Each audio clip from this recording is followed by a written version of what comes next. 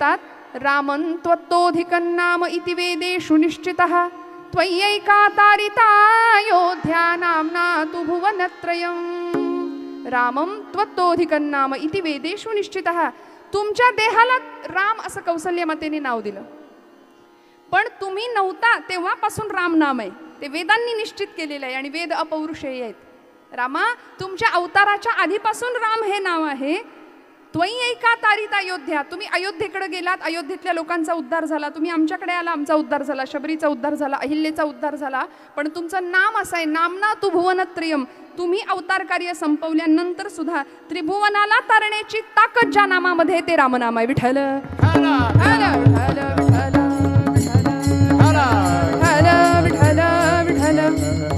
म्हणून येता जाता उठता बसता राम म्हणावं बरं का. उदकी तारिले पाशाल हे महिमान नामाचे, तारिले पाशाल हे महिमान नामाचे. उदकी तारिले पाशाल हे महिमान नामाचे, उदकी तारिले पाशाल हे महिमान नामा. नाम चांगले चांगले चांगले चांगले कंठीराव भले, कंठीराव भले. उदकी तारिले पाशाल हे महिमान नामाचे, उदकी तारिले पाशाल हे महिमान नामाचे. उदकी तारिले पाशाल हे महिमान नामाचे, उदकी तारिले पाशाल हे महिमान नामाचे. काय होतं हो रामनामानी? भगवंतांनी अवतार घेतला, आपलं कार्य पूर्ण केलं, त्यांचं नाम तुमच्या माझ्या मुखात यावं ही संतांची अपेक्षा आहे. कारण रामनामानी ते दगड तरले तर आपण का नाही तरणार? आपणही तरून जाऊ. आपण हा भवसागर पार नक्की पडेल. मला सांगा, प्रभू रामांचे निष्ठावंत भक्त म्हटलं की कुणाचं नाव येतं? मारुतीरायांचं नाव येतं. दास्य भक्तीचा परमोच्च आदर्श. किती भक्ती करावी, किती उपासना करावी, प्रभू रामांवरती किती प्रेम करावं, जीव वाळून टाकावा. रामायणातनं मारुती हे नाव काढून टाका, काय उरतं शिल्लक? काहीच नाही. प्रभू रामचंद्रांवर इतकं प्रेम करावं. रामराज्याभिषेकाचा प्रसंग आपल्या सगळ्यांना माहिती. आता सीतामाई आणि प्रभू रामचंद्र अभिषेक झाला, सीतामाई प्रभू सिंहासनावर बसणार. पण त्याच्या आधी एक यज्ञाचा कार्यक्रम होता, यज्ञ. आणि यज्ञासाठी जोडीने बसायचं होतं प्रभू रामचंद्रांना आणि सीतामाईंना. 14 वर्ष ज्या सीतामाई वनवासात होत्या, रावणाच्या त्या अशोकवाटिकेमध्ये होत्या, किती हाल अपेष्टा सहन केल्या असतील. सीतामाईसारखा त्याग नाही बरं का श्रोते हो. प्रभू रामचंद्र वनवासाला निघाले होते ना, दशरथ राजांनी सांगावं उद्या सिंहासनावर बसायचंय आणि लगेच कळालं सिंहासन नाही, आता 14 वर्ष वनवास आहे. काय झालं असेल? आम्ही असतो तर त्यांच्या जागी. सुख आलं की आम्ही लगेच हुरळून जातो आणि दुःख आलं की तितकेच कोसळतो. पण प्रभू रामचंद्र सिंहासनावर बसायचे, ठीक आहे. वनवासाला जायचे, ठीक आहे. काही परिणाम नाही हो. सुख दुःखे समे कृत्वा लाभाला भोजया जयो, सुखी संतोषान यावे. माझी ज्ञानोबा माऊली ज्ञानेश्वरी सांगते, दुःखी विषादान भजावे. हे रामचरित्र आम्हाला शिकवतं. आणि लाभालाभ न धरावे मना माझी. सुखाने हुरळून न जाता, दुःखाने खचून न जाता, ज्याला न्यूट्रल म्हणतो आपण, बॅलन्स्ड. आणि त्याहीपेक्षा भगवंतांनी शब्द दिलाय स्थितप्रज्ञ. भगवद्गीतेतला भगवंतांचा आवडता शब्द स्थितप्रज्ञ राहता आलं पाहिजे व्यवहारात. हे रामचरित्र आम्हाला शिकवतं. ज्या प्रभू रामचंद्रांनी आता यज्ञाला बसायचे, सीतामाईंना बोलवायचे, पण 14 वर्ष जी स्त्री वनवासामध्ये राहिलेली आहे, त्या सीतामाईंचा त्याग जर आपण लक्षात घेतला ना, प्रभू निरोप द्यायला आले होते वनवासाला जाताना, येतो म्हणाले सीते, तेव्हा सीतामाई सांगतात, निरोप कसला माझा घेता. अहो स्वामी, माझा निरोप घेता तुम्ही? मी तुमच्या बरोबर येणार. जेथे राघव तेथे सीता, जेथे राघव तेथे सीता. केवढा त्याग आहे, विलक्षण. भारतीय संस्कृतीमध्ये पंचकन्यांमध्ये ज्यांचं नाव आहे अशा आमच्या सीतामाई, विलक्षण त्याग आहे. आणि आता इतकं सगळं सहन केल्यानंतर 14 वर्ष पूर्ण झाले, रावण दहन झालं, रावणाचा वध झाला, लंका दहन झालं, आले निघून. यज्ञाला बसताना सीतामाई थोडासा शृंगार करायला लागले, आरशासमोर बसून जरा जास्तच वेळ घेतला. आता साहजिक आहे, स्त्री स्वभाव आहे, स्त्री सुलभ स्वभाव. बराच वेळ वाट बघतायत सगळे वसिष्ठ ऋषीमुनी, विश्वामित्र, की आणा सीतामाईला, आणा जानकीला कोणीतरी. सगळ्यांनी निरोप पोहोचवले, आले आले आले करत अजून वेळ लागत होता. शेवटी मारुतीरायांना पाठवलं बरं का. मारुतीराय गेले आणि आईसाहेबांना सांगितलं, आईसाहेब चला उशीर होतोय, वाट बघतायत सगळे. आले मारुते म्हणून एक मोठा चांदीचा डबा होता, तो डबा उघडला आणि त्यातला शेंदूर घेऊन भांगात लावला सीतामाईंनी. आले आले आले, चल चल चल चल चल, उशीर झालाय म्हणाल्या. मारुतीरायांनी तेवढं बघितलं आणि म्हणाले, हे काय केलं तुम्ही आत्ता? सीतामाई म्हणाले, आता हा ब्रह्मचारी, याला काय सांगू मी काय केलं. तरी पण म्हणाले, याला पटेल, याला समजेल अशा भाषेत सांगते. सीतामाई म्हणाल्या, मारुते, प्रभू रामचंद्र माझे पती आहेत, त्यांचं प्रेम माझ्यावरती अखंड राहावं म्हणून म्हणाले मी हा शेंदूर त्यांच्या नावचा माझ्या भांगामध्ये भरला. एवढं ऐकलं आणि म्हणाले, आईसाहेब तुम्ही पुढे व्हा, आता मी आलोच. पाठवून दिलं पुढे आणि सगळा तो चांदीचा शेंद्राचा डबा सगळा अंगावर उपडा केला. काय ऐकलं होतं? प्रभूंचं प्रेम मिळावं म्हणून. आणि लालबुंद होऊन मारुतीराय समोर आले यज्ञाच्या तिथे. हसायला लागले सगळे त्यांना. सीतामाईंना हसू आवरे ना. घडलेला प्रसंग प्रभूंना सांगितला. अहो काय सांगू, बघा ना हे कसं करून आले मारुतीराय. मी आपलं सांगितलं तुमचं प्रेम माझ्यावर राहावं म्हणून मी हे शेंदूर लावते, तर बघा सगळं अंग फासून टाकलं शेंद्रानी. प्रभू मारुतीराय शेंदूर का लावतात ऐका. आणि इतकं प्रेम करावं, इतकं प्रेम. प्रभूंचे डोळे पाणावले. मारुतीरायांचा बाल सुलभ स्वभाव, ज्याला मराठीमध्ये इनोसंट असं म्हणतात की नाही, अगदी इतकं बाल सुलभ स्वभाव, निर्मळ मन, स्वच्छ मन काय असावं भगवत भक्तीमध्ये. मारुतीरायांकडे पाहिलं प्रभूंनी, उठले, डोळ्यातनं घळघळ नेत्राश्रू वाहत आहेत. मारुतीरायांना कडकडून आलिंगन दिलं आणि म्हणाले, मारुते, जगातला सगळा शेंदूर संपला तरी चालेल, पण माझं तुझ्यावरचं प्रेम कधीच संपणार नाही. आपुल्या पाळीसी भक्तजना. इतकं प्रेम करतो भगवंत. काय करतो, कुणासाठी येतो, कशासाठी येतो? अभंगाचं दुसरं चरण. अंबरुषीसाठी जन्म सोशिले, अंबरुषीसाठी जन्म सोशिले, अंबरुषीसाठी जन्म सोशिले, तुळशीसाठी जन्म सोशिले, पुष्प निर्दाळीले किती एक, दुष्ट निर्दाळीले किती एक, अंबरुषीसाठी जन्म सोशिले, अंबरुषीसाठी जन्म सोशिले, दुष्ट निर्दाळीले किती एक, दुष्ट निर्दाळीले अंबरुषीसाठी जन्म सोशिले, अंबरुषीसाठी जन्म सोशिले.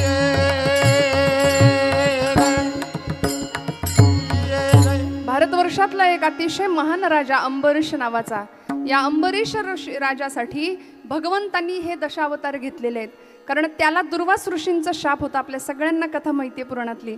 ज्यावेळी अंबरीश राजा द्वादशीचं व्रत करतो, आता द्वादशीचं पारणं फेडायचं म्हणून तयारीला लागला, तीर्थप्राशन करणार, आणि एवढ्यात ऋषीवर दुर्वास दारात हजर राहिले होते.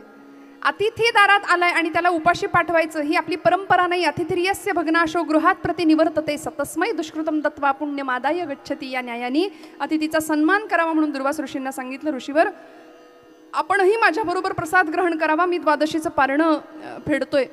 ऋषीवर म्हणाले, मी स्नान करून येतो, तोपर्यंत थांब. दुर्वास ऋषी गेले नदीवर स्नानाला आणि तिथेच ध्यान लागलं त्यांचं. यांचं पारणं राहिलं.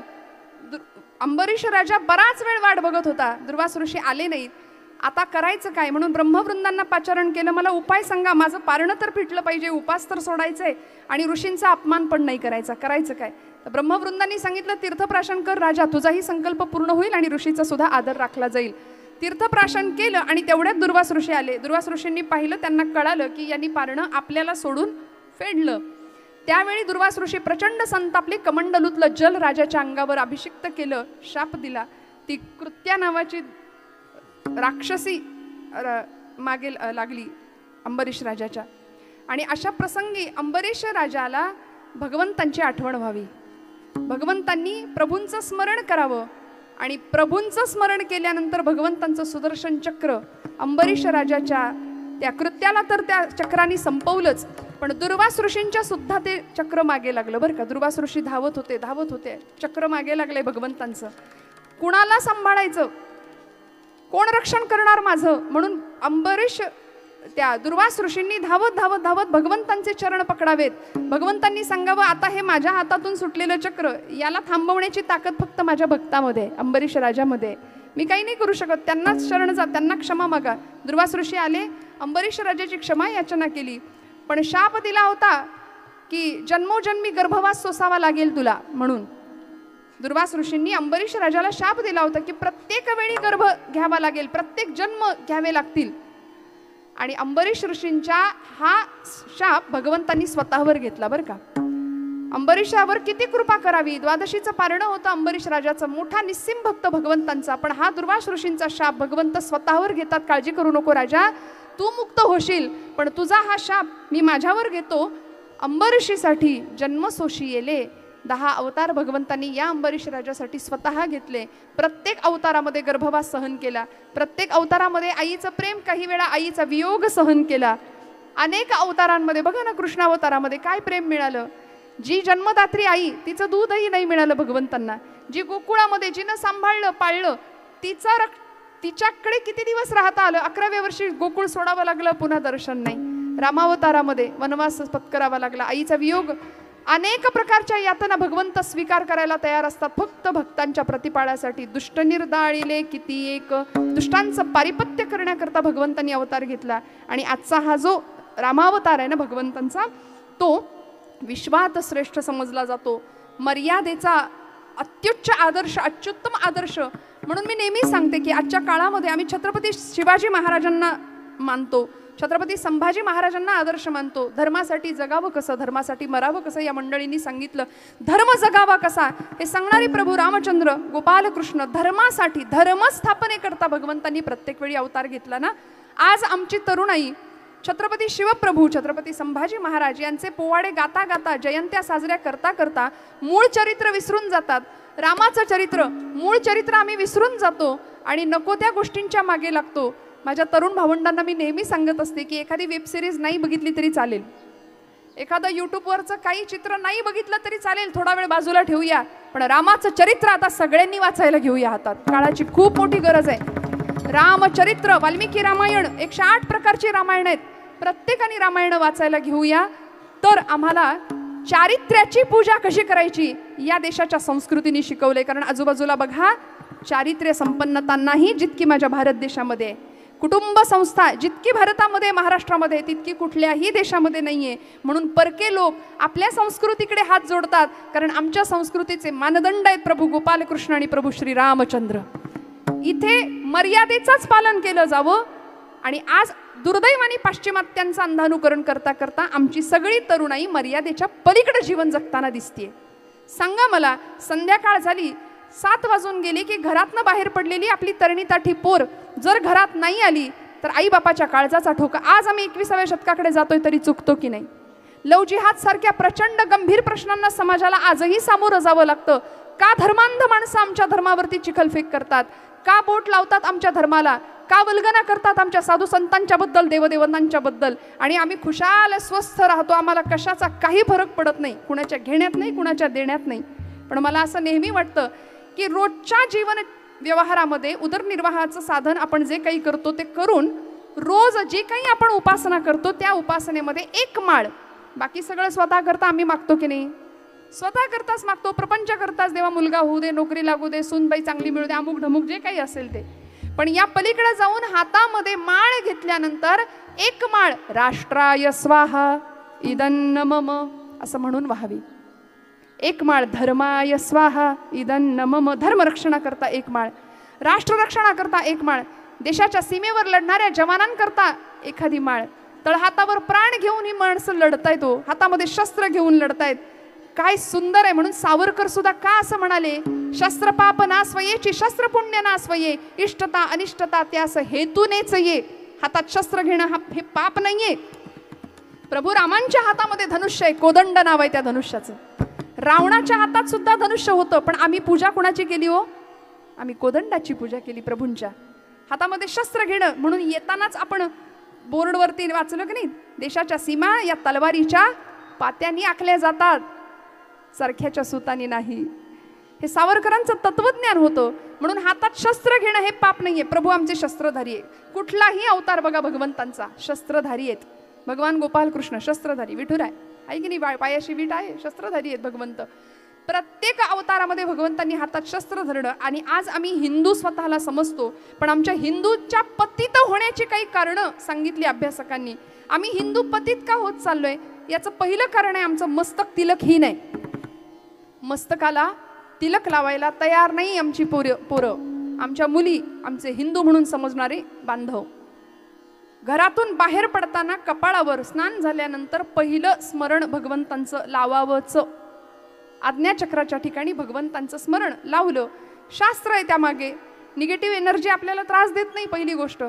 आणि भगवंताविषयी कृतज्ञ असल्याचा भाव दिवसभर मनात राहील. त्यामुळे आमचं मस्तक तिलकहीन असता कामा नये. आमचं मस्तक तिलकहीन आहे म्हणून हिंदू धर्म आम्ही पतित आहोत. आमची वाणी मंत्रहीन आहे. मंत्र म्हणायला तयार नाही आहेत पोरं. म्हणत असतील तर ते नीट म्हणत नाहीत. पिक्चरची गाणी लगेच पाठ होतात पण अथर्वशीर्ष पाठ होणार नाही, रामरक्षा पाठ होणार नाही. गणपती उत्सव, नवरात्र उत्सव लिंबू चमचा खेळत बसतात. काय त्यातनं मिळणार आहे असं पराक्रम मला सांगा. स्तोत्र नाही, मंत्र नाही, हरिपाठ नाही, भगवद्गीता नाही, दासबोध नाही, काहीच नाही. आमची वाणी मंत्रहीन आहे, मन श्रद्धाहीन आहे, मस्तक तिलकहीन आहे आणि हात शस्त्रहीन आहे. विठ्ठल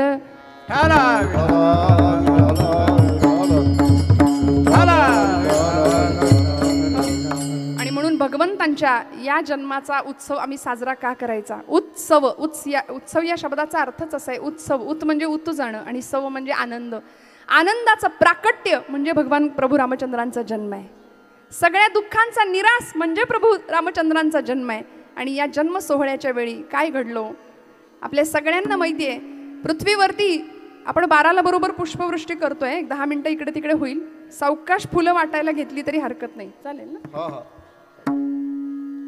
पृथ्वीवरती रावण कुंभकर्णाधिक दैत्यांचा उच्छाद वाढायला लागला. अधर्माचं प्राबल्य वाढायला लागलं, धर्माचा ऱ्हास व्हायला लागला. त्यावेळी पृथ्वी माता गोरूप धारण करून ब्रह्मदेवांच्याकडे गेली. वत्सरूपी ब्रह्म्यापाशी जाय, आणि गोरूप धारण करून ब्रह्मदेवांच्या जवळ गेली आणि आपलं गाऱ्हाणं तिने मांडलं. बरं का, सांगत होती की भगवंता, विधाता आपण आहात, निर्माता आपण आहात सृष्टीचे. साधू संतांना छळतोय हा रावण नावाचा दैत्य, कुंभकर्णाधिक दैत्य उन्मत्त झालेत. मला हा दुष्टांचा भार आता सहन होत नाही असं धरणी माता ब्रह्मदेवांना सांगते. ब्रह्मदेव म्हणाले, निर्मितीचं खातं माझ्याकडे असलं तरी या देशाच्या संरक्षणाचं खातं, थोडक्यात जगाच्या संरक्षणाचं खातं माझं नाही. म्हणाले, विष्णूंकडे जावं लागेल आपल्याला. सगळे क्षीरसागरस्थ शेषशाही असलेले भगवान विष्णूंच्याकडे गेले आणि विष्णू भगवंतांना सगळ्यांनी गाऱ्हाणं घातलं की देवा रक्षण करा, रक्षमाम, रक्षण करा आमचं या दैत्यांपासून. तेव्हा भगवान श्री प्रभू नारायणांनी शांताकारं भुजगशयनं पद्मनाभं सुरेशं विश्वाधारं गगनसदृशं मेघवर्णं शुभांगं लक्ष्मीकान्तं कमलनयनं गम्यं वंदे विष्णुं भवभयहरं सर्वलोकैकनाथं. सगळ्यांनी भगवंतांना गाऱ्हाणं घातलं, देवा रक्षण करा. तेव्हा भगवंतांनी या सगळ्यांना आश्वासन दिलं. बरं, मधुमथन म्हणे जन्मुनी दशरथ दारोद्वरी जगद्वेषी मारीन तुम्ही भावे स्वांशाने वानरासुरद्वेषी. आश्वासन दिलं, काळजी करू नका. म्हणाले, मी माझा पुढचा अवतार अयोध्या निवासी असलेल्या दशरथ राजाच्या पोटी मी जन्म घेणार आहे. आपण सर्व देवदेवतांनी पृथ्वीवर येऊन वनचर व्हावं. माझी शंख आणि चक्र ही आयुध क्रमानं शत्रुघ्न आणि भरत म्हणून जन्माला येतील. माझी योगमाया जनकगृही सीता जानकी या नावाने अवतीर्ण होईल. काळजी करू नका, घाबरू नका, मी लवकरच अवतीर्ण होतोय असं आश्वासन भगवंत देतात. सगळे निघून येतात आनंदाने. आणि इकडे कोसल देशामध्ये अयोध्या नावाची नगरी, अयोध्या असं नावच जिचं की युद्धामध्ये योद्ध्याला जिंकून घ्यायला अत्यंत कठीण असलेली नगरी, तिचं नाव अयोध्या. आणि त्या अयोध्येचा राजा दशरथ. शरयू तीरावरी अयोध्या मनुनिर्मित नगरी, अयोध्या मनुनिर्मित नगरी, अयोध्या मनुनिर्मित नगरी.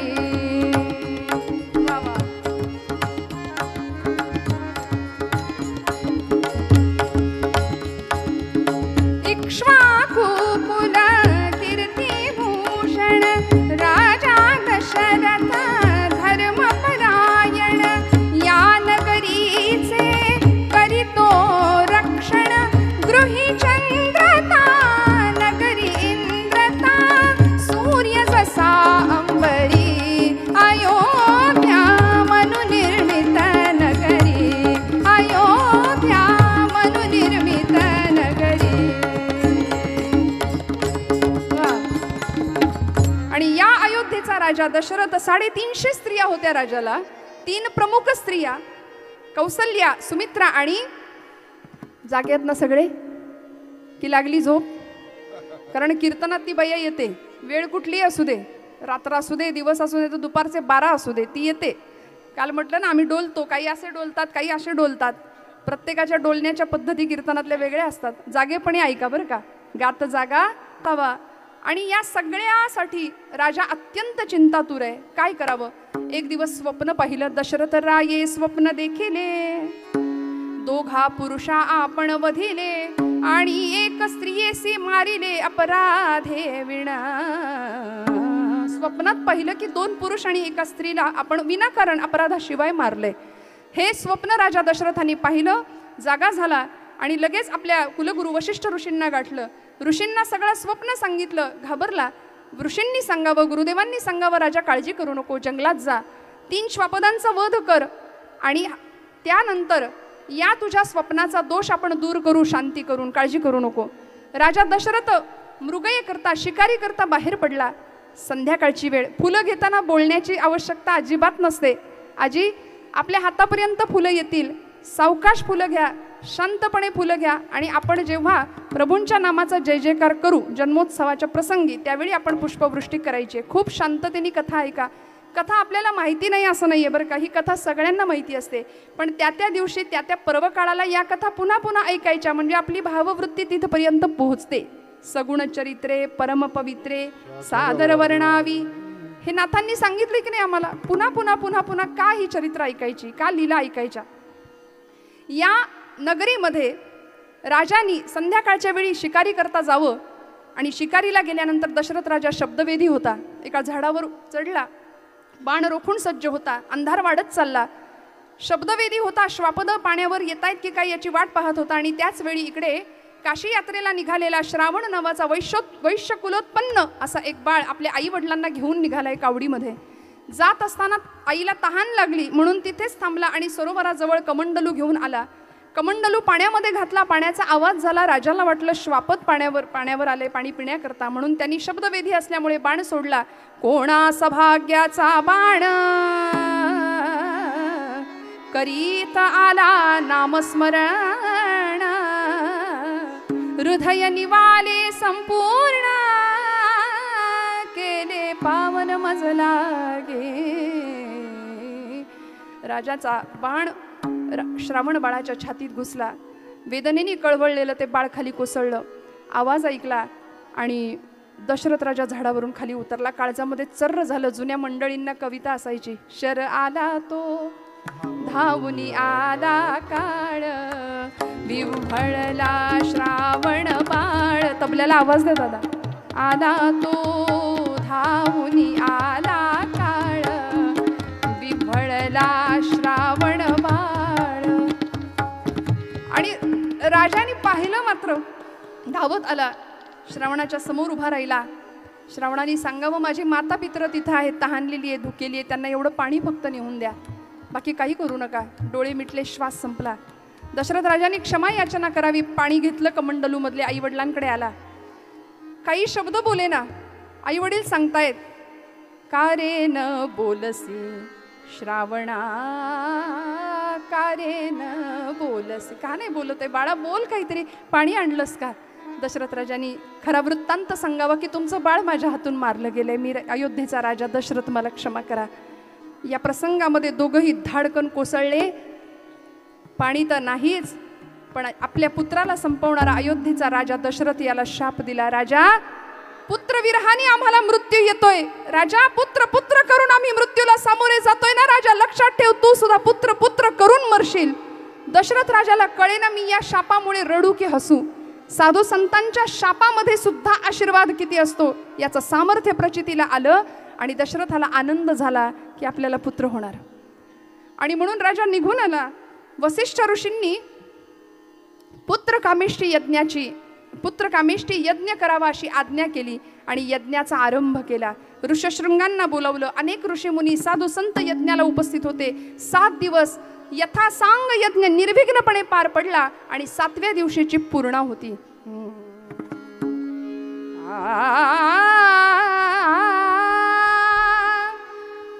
7व्या दिवशीची पूर्णाहुती झाली आणि त्या यज्ञामधून साक्षात अग्निनारायण प्रगट झाला. हो, आणि काय करावं? दशरथा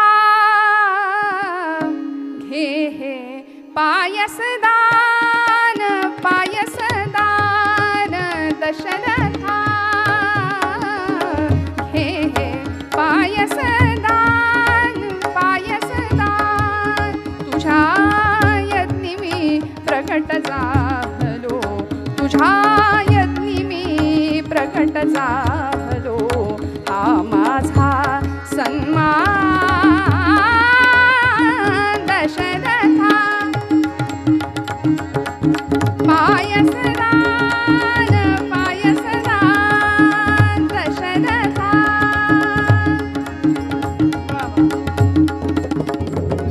काय होईल?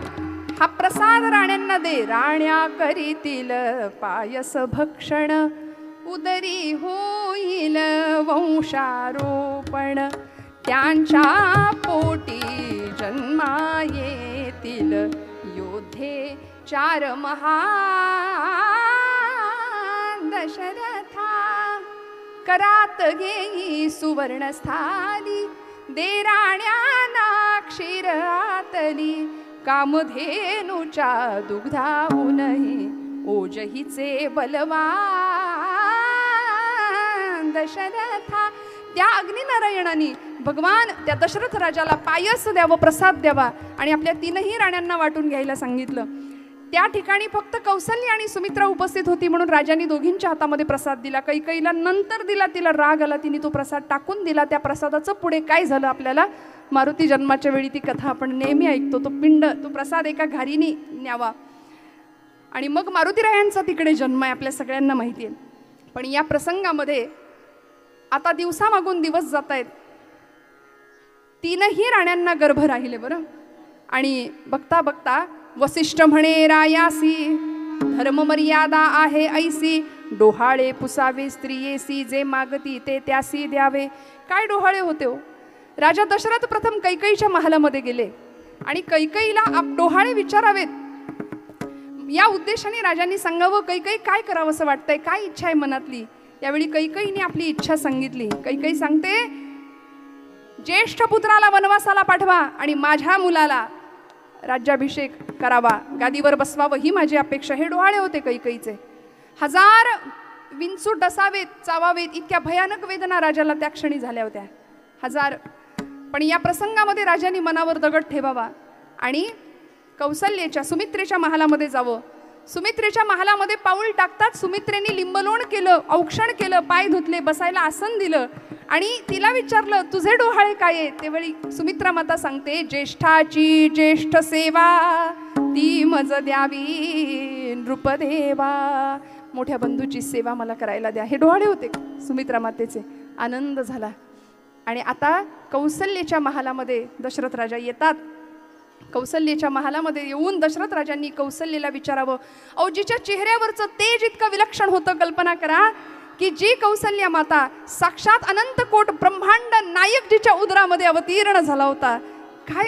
काय असेल तिचं रूप, काय असेल तिची अवस्था. समाधी अवस्थेमध्ये पोहोचलेली नामदेव महाराजांनी वर्णन केलंय.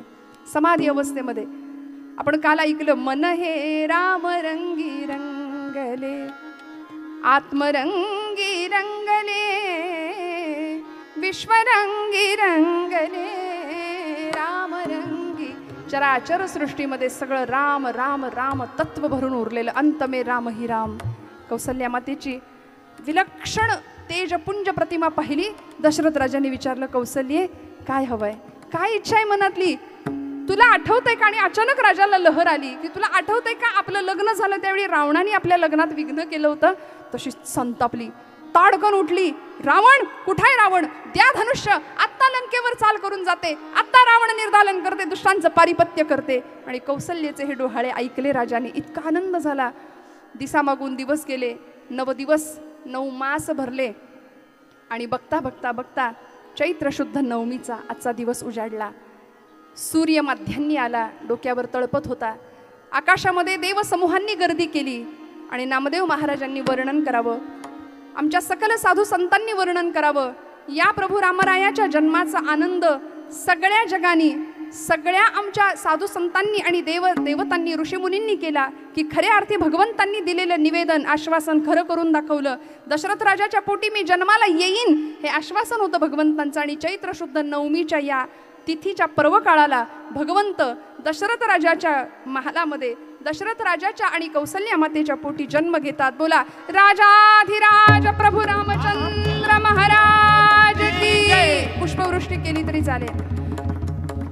महारुद्र हनुमान की. राजाधिराज प्रभू रामचंद्र भगवान की. राजाधिराज प्रभू रामचंद्र भगवान की. जय श्रीराम. नारायणगावकर आवाज कमी आहे का आपला? हो, ही राम. आता कोणीच उठू नका बरं, मी सांगते. आपण पुष्पवृष्टी टाकली ना, अजिबात उठू नका जागेवरून, कृपया कृपया. नाही नाही सांगते. विठ्ठल विठ्ठल विठ्ठल विठ्ठल विठ्ठल विठ्ठल. प्रभूंचा जन्म झाला. आणि आजचा जो दिवस आहे ना श्रोते हो, रामनवमीचा, चैत्र शुद्ध नवमी, चैत्र मास शीतपक्ष, त्यात शुद्ध नवमी ही तिथी. गंधयुक्त उष्णवात, उष्ण हो किती. हा, असं सुंदर वर्णन केले गदिमांनी सुद्धा, महाराष्ट्राचे आधुनिक वाल्मिकी. आणि या दिवशी आजचा दिवस इतका परमपावन आहे की जसा प्रभू रामचंद्रांनी जन्म घेतलाय तसा रामांचा दास असलेले ज्या समर्थांनी क्षात्र तेजाचं स्फुल्लिंग चेतवलं महाराष्ट्राच्या मनामनामध्ये, रोमरोमामध्ये, ते समर्थ सद्गुरू राष्ट्रगुरू समर्थ रामदास स्वामी यांची सुद्धा आजचाच जन्मदिवस, यांची सुद्धा जयंती आजच. समर्थांनी जांब नावाच्या मराठवाड्यातल्या एका खेड्यामध्ये राणूबाई आणि सूर्याजी पंत ठोसर यांच्या पोटी जन्म घेतला. खऱ्या अर्थी रामदास हे नाव सिद्ध झालं. नारायण पूर्वीचं नाव होतं. नारायणाचा दास, दासाचा स्वामी, स्वामींचा समर्थ. आणि महाराष्ट्राला एक नवा महाराष्ट्र धर्म ज्या समर्थांनी दिला. राम हेच ज्यांचं उपास्य दैवत होतं. अंतरात राम, ध्यानी राम, मनी राम, राम गावा, राम ध्यावा, राम जीवीचा विसावा, हे सगळ्या जगाला ठासून सांगणारे प्रभू समर्थ रामदास स्वामी, त्यांचाही जन्मकाळ आजचाच आहे श्रोते हो. म्हणून राष्ट्रगुरु समर्थ रामदास स्वामी महाराज की जय. जय रघुवीर. प्रभूंचा जन्म झाला.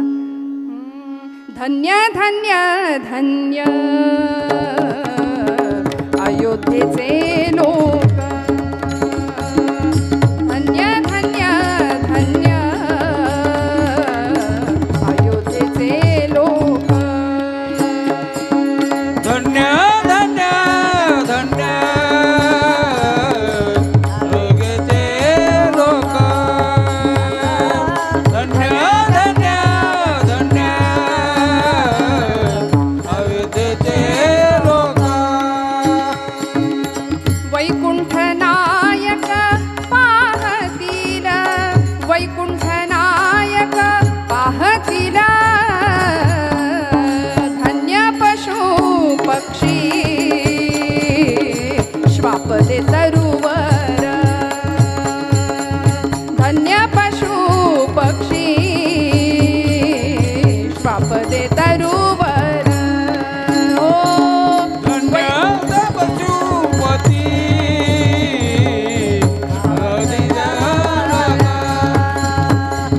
धन्य पशुपती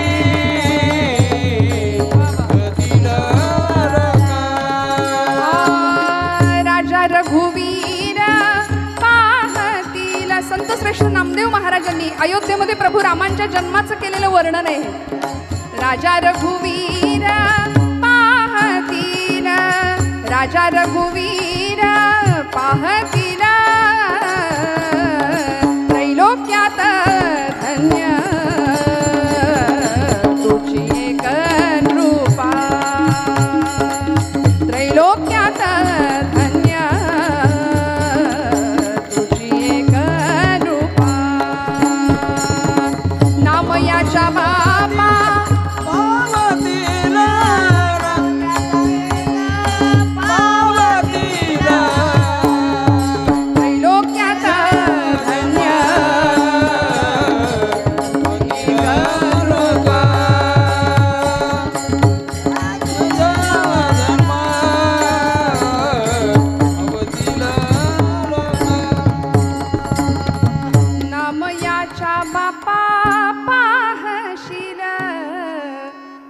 रामयाच्या बापा पाहशील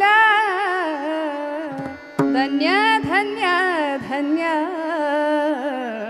अयोध्येचे लोक. इतकी धन्यता वाटावी. चैत्र मास त्यात शुद्ध नवमी ही तिथी गंधयुक्त तरीही उष्ण गंधयुक्त काय तरीही उष्ण वात हो किती. दोन प्रहरी काग शिरी सूर्य थांबला राम जन्मला ग सखे राम जन्मला राम जन्मला. टाळी टाळी. राम जन्मला राम जन्मला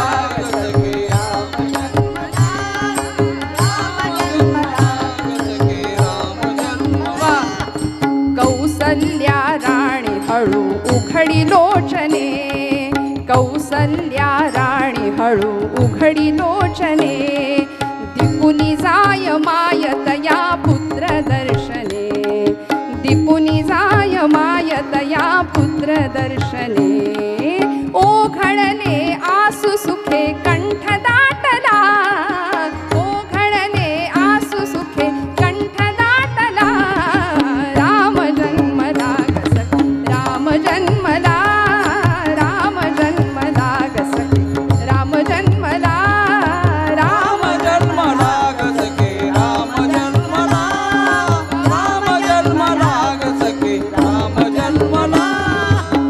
प्रभू राम अवतीर्ण झाले. शत्रुघ्न भरत लक्ष्मण सगळ्यांचा जन्म व्हावा. आणि यावेळी कौसल्या मातेनी काय गंमत आहे बघा. अजन्माला जन्म झाला अजन्माचा. अनामाला नाव द्यायचंय. निराकार होता तो साकार झाला होता. सगळ्या विश्वाला ज्यांनी आधार दिलाय त्याला आता पाळण्याचा आधार द्यायचा आहे. ज्याला काळ सुद्धा ज्याच्या समोर थरथर कापतो त्याला काळाची दृष्ट लागू नये म्हणून त्याला तीट लावायची. आता अगदी सगळे शांत बसा. मी 4 महिलांना फक्त पुढे बोलवते आणि आपण उर्वरित पुढचा कार्यक्रम करूया. सगळे अयोध्यावासी आनंदात आहेत. सगळ्यांनी आनंदाचा सोहळा साजरा करावा. फक्त 4 ते 5 जणी या सगळ्यांना बघायला मिळेल आणि गोंधळ न करता कृपया. कौसल्या माता समोर आली आहे. बाळाला आपल्या हातात घेतलंय. टक लावून रामप्रभूंकडे पाहतीये. जास्त जणी नको. कृपया कृपया गर्दी करू नका. कौसल्या माता या कुणीतरी रामप्रभूंची मूर्ती हातामध्ये घ्या.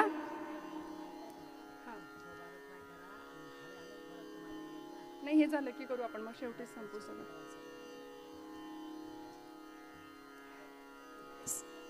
कौसल्या मातेनी प्रभू रामचंद्रांना आपल्या खूप लक्ष देऊन ऐका बरं का. आपल्या मांडीवर घेतलंय. खाली बसा ताई. पाय पसरून खाली बसा जरा. बाळाला आंघोळ घालायची आहे बरं का. आणि अतिशय सुंदर पद्धतीने अयोध्यातल्या सगळ्या राजस्त्रिया जमलेल्या आहेत. अनंतकोट ब्रह्मांड नायक काळाची दृष्ट लागू नये म्हणून कौसल्या माता ऐकताय ना महिला मंडळ. कौसल्या माता बाळाला तीट लावतीये. छान गरम पाण्याने उष्णोदक आणलं. गरम पाण्याने त्याला स्नान घातलं. मऊसूत कापडाने त्याला पुसून घेतलं. रेशमी वस्त्र त्याला परिधान केली. अत्यंत सुंदर त्याला तीट लावली. पावडर लावली काळाची दृष्ट लागू नये म्हणून. आणि इतका सुंदर देखणा भगवंत राजस सुकुमार मदनाचा पुतळा असा परमेश्वर.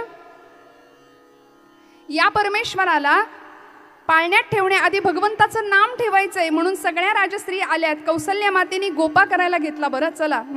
गोविंद घ्या कुणी दामोदर घ्या. घ्या गोपा करा. घ्या कुणी गोपाळ घ्या.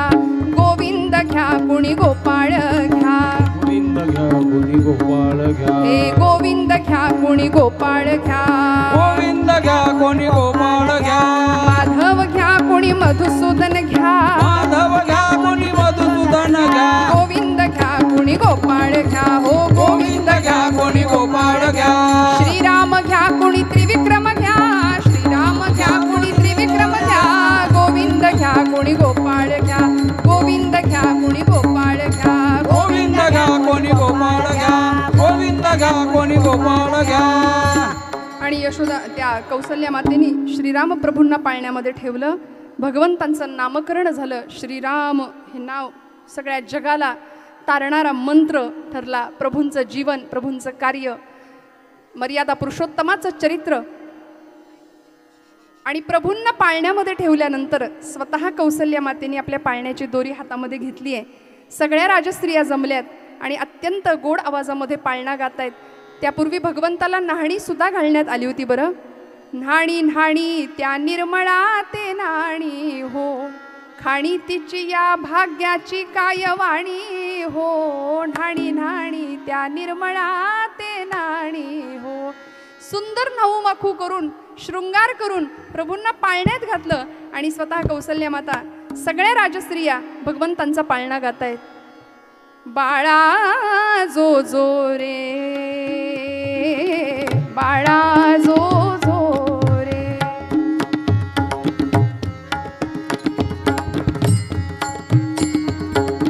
बाळा जो जो रे, कुलभूषणा दशरथा नंदना, निद्रा करी बाळा मनमोहना, रामा लक्ष्मणा, बाळा जो जो रे, पाळणा लांबविला अयोध्येसी, दशरथाचे वंशी पुत्र जन्मला, ऋषिकेशी कौसल्येचे कुशी, बाळा जो जो रे, बाळा जो जो रे, रत्न जडित पालख, झळके अलौकिक वरती पहुडले, कुलदीपक त्रिभुवन नायक, बाळा जो जो रे, विश्वव्यापका रघुराया, निद्रा करिबा सखया, तुझवर कुरवंडी करुनिया, सांडिन पुनी काया, बाळा जो जो रे, बाळा जो जो रे, राम भावाचा भुकेला भक्ताधीन झाला, दास विठ्ठले ऐकिला, पाळणा गाईला, बाळा जो जो रे, कुलभूषणा दशरथ नंदना, बाळा जो जो रे.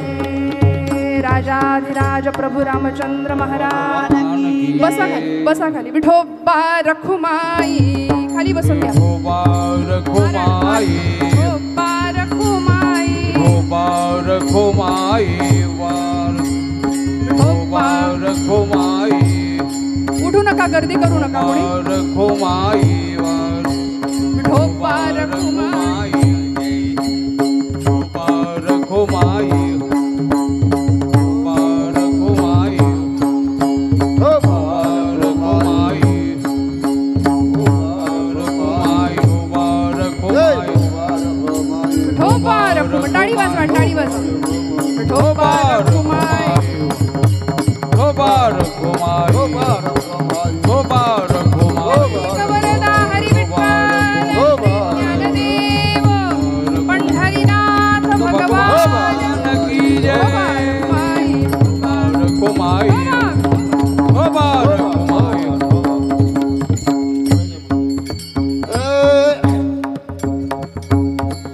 आहे तुका म्हणे धर्म संस्थापन, तुका म्हणे आहे धर्म तुका म्हणे तुझं वर्णित तुका म्हणे तुझ वर्णिते पुराणे, तुका म्हणे तुझ वर्णिते पुराणे, तुका म्हणजे तुझ वर्णिती पुराणे, तुका म्हणजे तुझ वर्णिती पुराणे. केला नारायणे अवतार, दया सिंधू, केला नारायण दया अवतार, अमरशीसाठी जन्म सोशिये रे, अमरशीसाठी जन्म सोशिये रे, नारायणा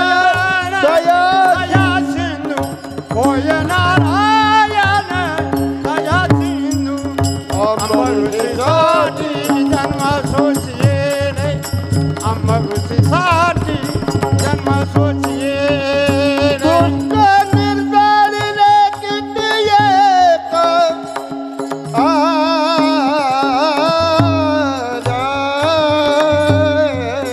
दुष्ट निर्दारिले किती एक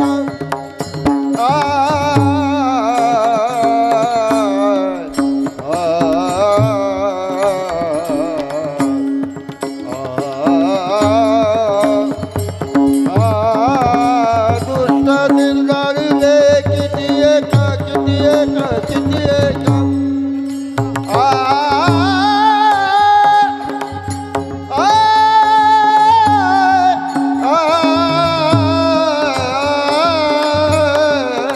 दुष्ट निर्दारिले निर्दारिले किती एक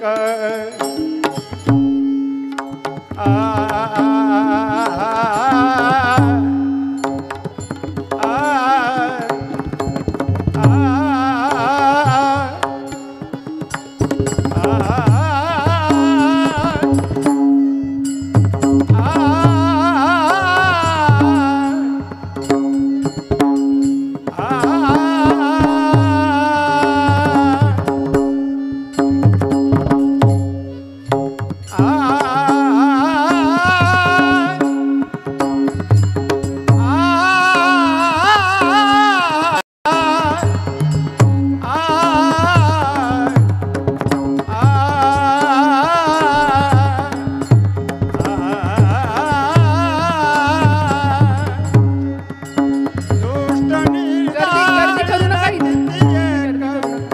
दुष्ट निर्दारिले किती एक अंबरुषीसाठी जन्म सोचिये अंबरुषीसाठी जन्म सोचिये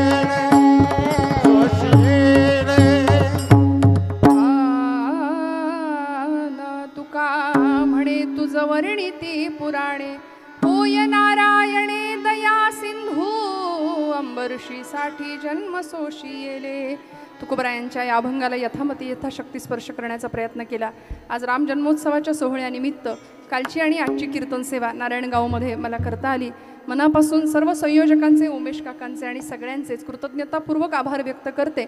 सेवेसाठी उपस्थित असलेले सर्व साथीदार आणि कालपर्यंत उपस्थित असलेले आमचे नितीन दादा आणि अंकित दादा, मनापासून दोघांनाही कृतज्ञतापूर्वक नमस्कार. सगळ्यांच्या चरणी नमस्कार करून सेवेला विराम देऊया. ज्ञानेश्वर माऊली, ज्ञानराज माऊली तुकाराम, ज्ञानेश्वर माऊली, ज्ञानराज माऊली तुकाराम, विठ्ठल जय जय विठ्ठल. बोलिलेले कुडे वेळे मा कुडे उत्तर नाही विचारिला अधिकार फुला म्हणे ज्ञानेश्वरा का पाया करा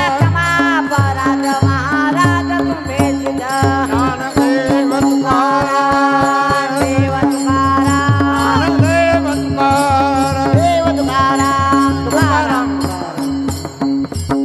कुंडली कवरदे हरी विठ्ठल ज्ञानदेव तुकाराम प्रभु रामचंद्र भगवान की जय. जगद्गुरु तुकाराम महाराज की जय. सत्कार करावा. यानंतर माननीय सतीश भार्गव यांना मी विनंती करते की त्यांनी तबला वादनाची साथ दिलेली आहे ते नितीन पंडित यांचा सत्कार करावा. हरिओम काकांना मी विनंती करते की त्यांनी तबला वादक नितीन पंडित यांचा सत्कार करावा.